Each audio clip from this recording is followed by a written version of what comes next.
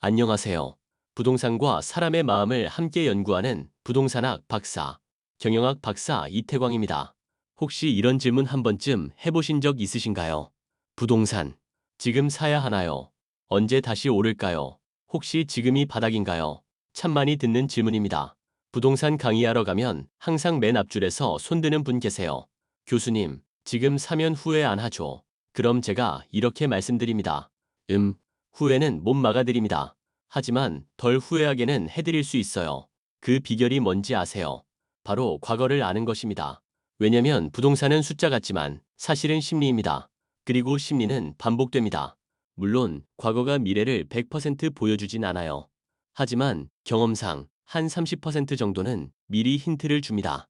그래서 오늘은 강원도와 강릉이라는 도시를 중심으로 우리가 왜 과거를 봐야 하는지, 그리고 지금 이 시장이 어떤 흐름 위에 있는지 쉽게 풀어드리겠습니다. 자, 이야기 시작해볼까요? 1980년대, 그 시절은 진짜 그랬습니다. 아파트 한 채 사두면 그냥 가만히 있어도 부자 된다. 이런 말이 나올 정도였죠. 서울은 말할 것도 없고 강원도도 집값이 꿈틀거리기 시작합니다. 왜냐면 그땐 3저 호황이라는 게 있었거든요. 저금리, 저유가, 저달러. 지금으로 치면 부동산 슈퍼부스터 세트죠. 강릉은 그때 이미 꽤 주목받던 도시였습니다. 바다도 있고 교육도시 이미지도 있고 친척 집이 강릉에 있다 하면 왠지 뭔가 부잣집 느낌 났어요. 여름이면 피서객들 북적이고 해수욕장 근처 민박집은 손님이 줄을 섰죠. 그런 강릉의 이미지가 서서히 부동산 수요로 연결되기 시작했습니다. 그런데 1990년대로 들어오면서 분위기가 바뀝니다. 정부에서 부동산 억제책을 펑펑 쏘아댔고 결정적으로 1997년 외환위기가 터지죠. 나라 경제 전체가 주저앉다 보니 부동산 시장도 당연히 위축됩니다. 강원도도 가격이 빠졌고요. 강릉도 마찬가지였습니다. 하지만 여기서 중요한 건 뭘까요? 강릉은 서울처럼 확 뛰지도 않았지만 그렇다고 쿵 떨어지지도 않았다는 겁니다. 이게 강릉의 첫 번째 특징입니다. 조용히 오르고 조용히 버틴다.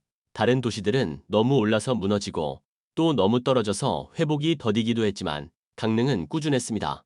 서울이 고공행진을 할 때도 강릉은 묵묵히 자기 길을 갔고요. 이게 바로 지방 도시 중에서도 중심이 된 이유입니다. 그리고 이어지는 2000년대. 기억하시죠? 2002년 월드컵, 붉은 악마, 그리고 집값의 부활. 서울은 이때부터 쭉쭉 오르기 시작합니다. 판교가 들썩이고 강남은 불탔죠. 강원도는 좀 조용했지만 강릉은 그 이후 2015년부터 또 다른 방식으로 올라탑니다. 어떻게요? 바로 교통 인프라와 관광 도시화입니다. KTX 강릉선이 생기고 동해 고속도로가 열리고 평창 올림픽까지 개최됩니다. 이쯤 되면 강릉이 이 도시 그냥 놀러가는 데가 아니구나 싶어지죠. 여기서 두 번째 특징이 나옵니다. 강릉은 조용하지만 절대 제자리에 머물지 않는다. 서서히, 천천히 인프라가 쌓이고 심리가 따라오는 도시입니다. 중간중간 인구 유출 얘기도 있었죠. 강원도에서 젊은 층 빠져나간다. 지방은 소멸 위기다. 그런데요, 강릉은 예외입니다. 관광 수요, 세컨 하우스 수요, 수도권 퇴직자 수요가 꾸준히 들어오고 있거든요. 부동산은 사는 사람이 있어야 움직이는데 강릉은 늘 그런 사람이 있었던 도시입니다. 2010년대 들어서는 분위기가 달아오르죠. 서울 집값이 날아오르고 사람들은 이제 서울 말고 어디가 그 다음이냐 찾기 시작합니다. 그 후보 중 하나가 바로 강릉이었습니다. 왜냐면 이제는 바다도 있고 교통도 좋고 공기도 좋고 심지어 힐링 도시라는 이미지도 생겼거든요. 실제로 은퇴 후 살고 싶은 도시 순위에서 강릉이 늘 상위권에 있었습니다. 그리고 이런 도시엔 자연스럽게 살고 싶다는 마음이 모입니다. 그게 바로 수요고 수요는 곧 가격으로 나타나죠. 2020년이 되면서 전 세계가 코로나라는 충격을 맞습니다. 정부는 돈을 풀고 금리는 떨어지고 시장은 유동성으로 흘러넘쳤죠. 그 결과 서울뿐 아니라 강원도 전체가 들썩입니다. 2021년 6월 기준으로 강원도의 주택 매매 가격 지수는 100점형이었어요. 기준점이죠. 하지만 이후 금리가 오르기 시작하자 상황은 반전됩니다. 2025년 3월 강원도 지수는 96.2로 약 3.8% 하락했습니다.